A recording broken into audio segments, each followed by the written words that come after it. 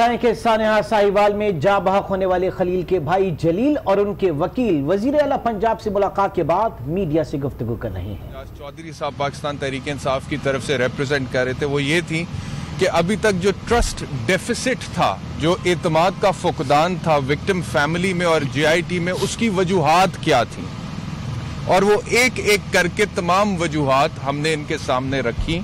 और इन्होंने हमें इस बात का यकीन दिलाया कि इस केस में यकीनन इंसाफ के सारे तकाजे पूरे किए जाएंगे।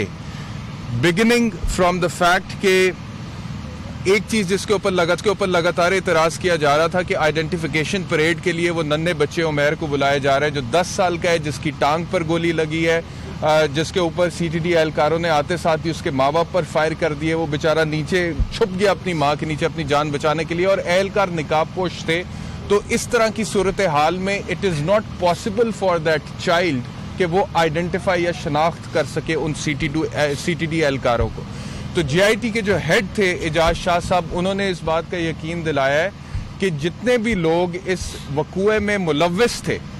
जिन्होंने इसको एग्जीक्यूट किया है या जिनके ऑर्डर से ये हुआ है, उन सब की आइडेंटिफिकेशन की जाएगी, उन सब के नाम सफ़ाए मिसल पर लाए जाएंगे और वो तमाम अफसरान भी उसमें शामिल हैं जो कि कॉल्स पे उनके साथ राब्ते में थे और उन्होंने बाकायदा तौर पर हमें ये बताया कि उनके CDR भी निकाल लिए गए, कॉल डेटा रिकॉर्ड्स वगैरह भी निकाल लिए गए। दूसरी बात,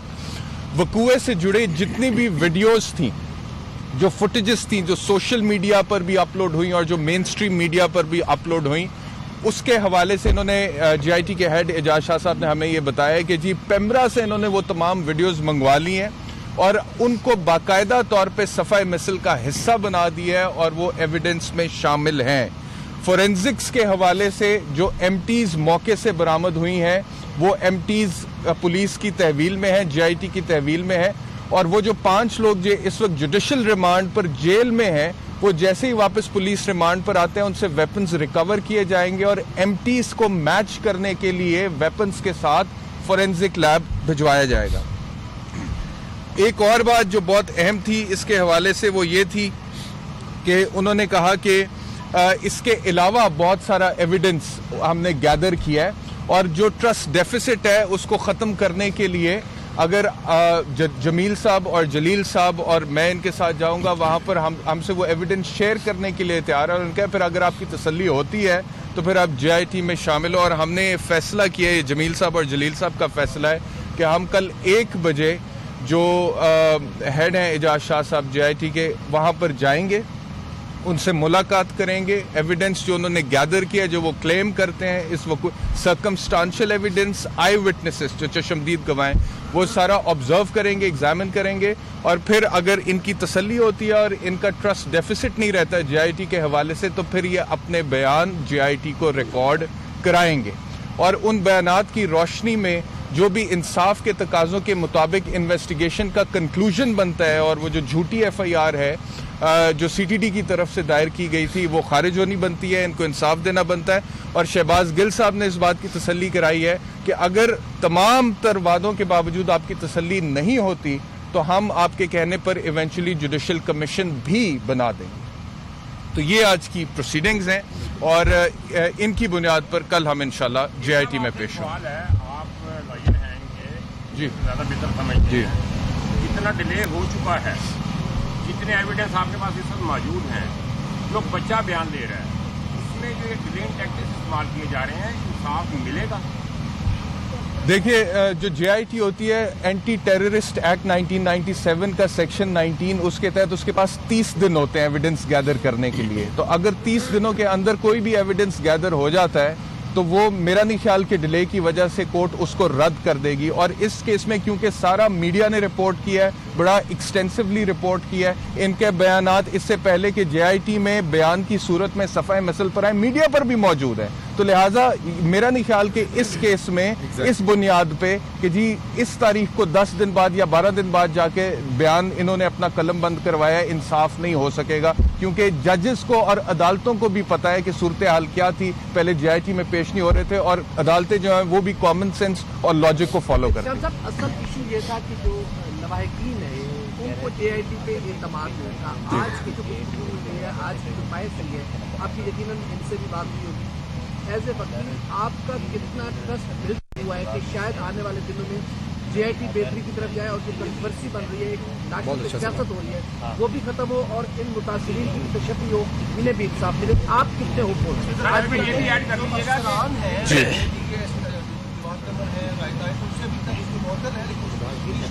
जी,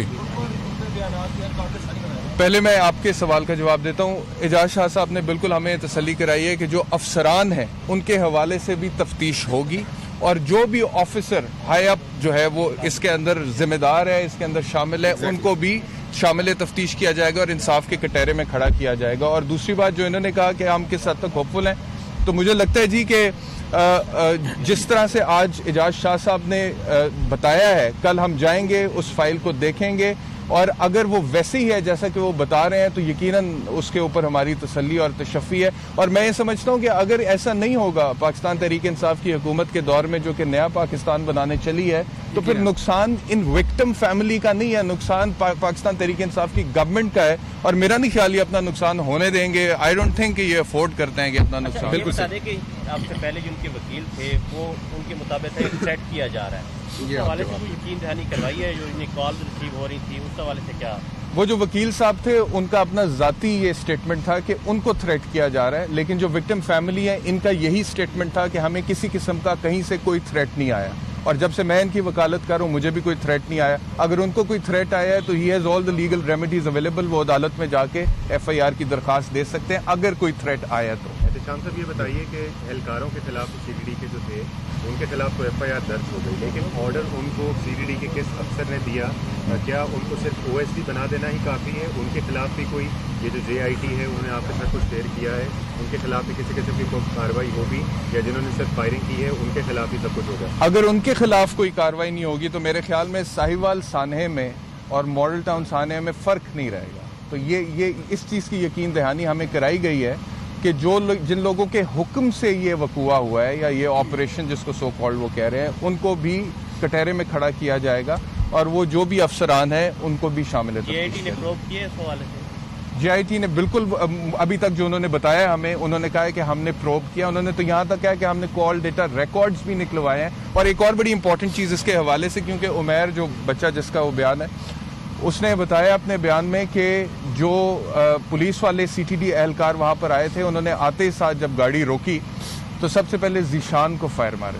उसके बाद उनमें से एक पुलिस ने फ़ोन पर किसी से रब्ता किया और फ़ोन बंद किया और फायरिंग रोक दी गई। तब फिर फ़ोन बंद किया, फिर अपने साथियों को इशारा किया, फिर दोबारा फायरिंग। इसका मतलब है they were taking orders from somewhere. तो वो कौन है इसकी तशखीस JIT करेगी। साहब आपसे सवाल है कि ये तो की फैमिली है, निशान की फैमिली के साथ क्या अपडेट है, उसको आप क्या डिक्लेयर करते हैं? जी, उस सिलसिले में जैसा कि आपको पहले पता है कि JIT ने भी और हुकूमत ने आपको बताया कि थोड़ा वक्त लगेगा। जैसे ही वो वक्त पूरा होता है इसी तरीके से आपसे वो इन्फॉर्मेशन शेयर करेंगे। एक बात जहन में रखिए, मैंने पहले भी बहुत TV प्रोग्राम्स में कहा कि ये जो सानहा हुआ है इसमें हमें भी उतनी तकलीफ है जितनी मेरे भाई जलील को है। शायद उतनी नहीं हो सकती हकीकत में, क्योंकि इन्होंने अपना रियल ब्रदर खोया है,